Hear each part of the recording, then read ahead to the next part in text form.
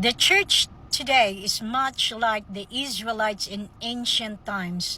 God delivered the Israelites from Egypt, and Egypt can symbolize the world, bondage, and the life they had before God set them free. But after God brought them out of Egypt, He did not immediately bring them into the promised land. They went through the wilderness for 40 years. Why? Because God was teaching them dependence, trust, obedience, and faith. He wanted them to learn that He was their provider. He gave them manna from heaven. He gave them water from the rock. He guided them with a cloud by day and fire by night.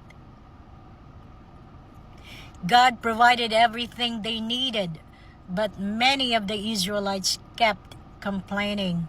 They doubted God.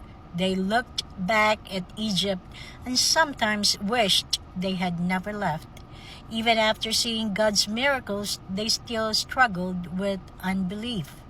Because of their unbelief and disobedience, many of them did not enter the promised land.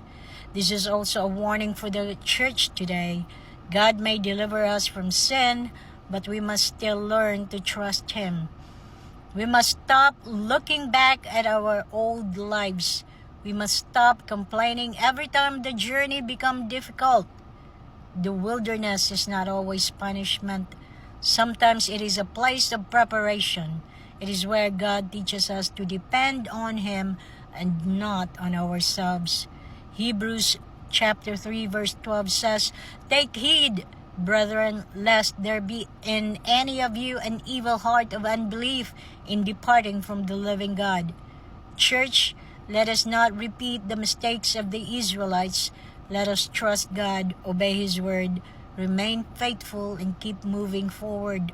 Do not allow unbelief, complaining, or disobedience to keep you from receiving what God has prepared for you.